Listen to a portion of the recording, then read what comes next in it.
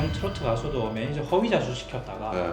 범인 도피 교사죄로 실형 선고 받았잖아요. 김호주의 말입니다. 예. 범인 도피죄는 3년 이하의 징역 또는 500만 원 이하의 벌금으로 처벌하고 있어요. 그러면 저는 뭐 짤없이 뭐 범인 도피 돼버린 겁니다. 선생님 처벌 안 받습니다.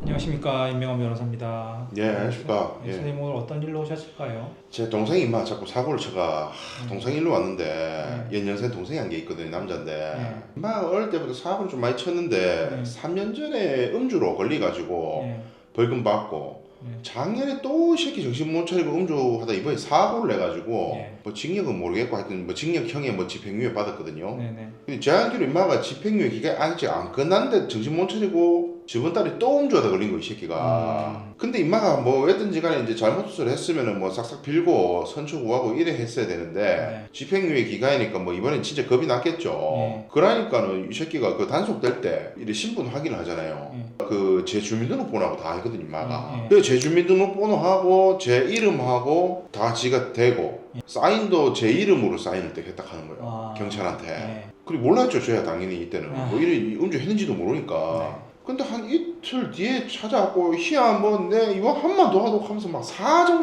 하는 거예요. 그래서 저도 뭐 그러면 안 되는데 사실 뭐 부모님이 이제 저 공부시킨다고 동생도 제대로 뭐 못 챙겨주기도 했고 저 나름대로도 그게 동생한테 좀 미안하기도 하고 사고 뭉치지만은 어쨌든 가족이니까 그래 동생 뭐 씨발 이번 한 번 마지막이다. 그래서 내가 뺨딱한데 탁 때리고 그래 막 해주기로 했어요. 그래서 제가 지난주에 경찰 조사를 받았는데 근데 이제 조사받는 게 이제 경찰이 보시기에도 좀 뭐 좀 이상했는지 자꾸 제가 운전한 거 맞냐고 묻는 거예요. 그래 이제 뭐 맞습니다 이렇게 했는데 어저께 경찰이 다시 전화가 와갖고 제 핸드폰 위치를 다 추적을 했는데 당신 차하고는 전혀 다른 데 있더만 이런 식으로 막 화를 확 내시더라고요. 그러면서 이거 뭐 범인 도피고 뭐 좀 막 하면서 당신도 처벌받는다고 막 그러시는데 아휴 뭐 잘못은 제가 했지만은 걱정이 돼가 변호사님 찾아왔습니다. 이거 동생분이 죄만 키우신 것 같습니다. 그렇습니까? 선생님 운전자 바꿔치기라고 들어보셨죠?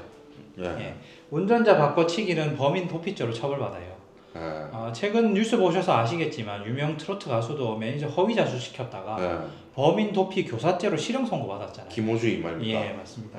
범인 도피죄는 3년 이하의 징역 또는 500만 원 이하의 벌금으로 처벌하고 있어요. 그러면 저는 뭐 짤없이 뭐 범인 도피 돼버린 겁니다. 선생님 처벌 안 받습니다. 그래요? 예, 형법은 범인 도피의 대상이 친족이거나 같이 사는 가족인 경우에는 처벌을 할 수 없게 돼 있습니다. 같이 살고 있어요 동생하고. 그런데 뭐 같이 안 살았더라도 이제 친족이기 때문에 처벌을 됩니다. 그런데 동생분은 아마 범인 도피 교사죄로 처벌이 될 것 같습니다. 아니 저는 범인 도피가 안 되는데 동생은 범인 도피 교사 시켰다. 그게 저는 무죄고 가는 죄가 되고 이게 가능합니까? 선생님 확실히 공부를 많이 하셔서 그런지 엄청 예리하시네요. 설명을 좀 깊이 하면 어려울 수도 있는데요. 이게 일단 간단하게 말씀드리면은 죄가 성립하려면 3단계를 거쳐야 되거든요. 일단 첫 번째로 법이 정한 행위를 했어야 됩니다. 뭐 사람을 죽인 자, 다른 사람의 물건을 훔친 자, 절취한 자 이런 행위 자체가 있어야 돼요. 그리고 이 행위가 위법성이 있어야 되거든요. 정당방위 같은 경우는 위법성이 없기 때문에 두 번째 단계에서 걸려가지고 무죄가 되는 거거든요. 위법성이 없는 행위 무죄입니다. 세 번째가 조금 어려운 개념인데 책임이라는 게 있어야 됩니다. 그 사람을 비난할 수 있어야 된다는 건데 만약에 제가 선생님 뒤에서 총 이렇게 겨눈 상태에서 선생님 보고 옆에 사람 칼로 찔러 죽여라 이렇게 했다면 선생님이 진짜로 옆 사람을 칼로 찔러 죽였어요. 그럴 때는 선생님을 비난할 수 없다는 거예요. 강요가 당했기 그렇죠. 그렇기 때문에 선생님 무죄가 되는 겁니다. 이런 3단계를 거쳐야 되는 건데 두 번째 단계에 연관된 사람은 같이 무죄입니다. 정당방위 되는 사람을 뭐 시켰다고 해도 그 사람을 교사죄로 처벌할 수 없어요. 그런데 세 번째 단계에 연관된 사람은 유죄예요. 제가 아까 총으로 협박했잖아요. 저는 살인죄로 처벌받을 수 있다는 거죠. 총으로 겨누는 사람은 그렇죠. 살인 교사죄 내지는 살인죄로 처벌을 받을 수 있다는 거죠. 어렵긴 한데 그래 말씀하신 얘는 제가 확실히 이해가 되네요. 그러면 제 동생 사안도 비슷한 구도라 이 말씀이시죠? 그렇습니다. 범인 도피죄도 범인을 숨겨준 가족들은 비난할 수 없다는 거예요. 안 숨겨주리라고 기대를 할 수가 없기 때문에 세 번째 단계에서 걸려서 무죄가 되는 거거든요. 그런데 동생은 그러면 안 된다는 거죠. 범인에게도 방어권이 있지만 이건 도를 넘는다는 거예요. 그래서 동생분은 범인도피죄 교사죄로 처벌받을 수 있습니다.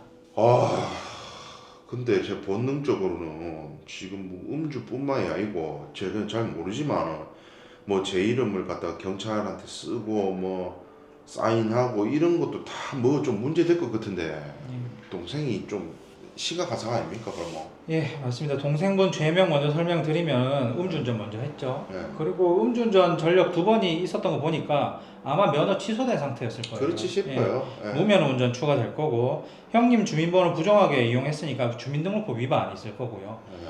음주 단속하면 이제 PDA에 경찰이 들고 있는 그 기기에 서명을 하고 하거든요. 예. 거기에 아마 서명했을 겁니다. 예. 그러면 이제 이게 서명을 위조한 거니까 사서명 위조 그리고 제 서명을 예. 함부로 했다. 예.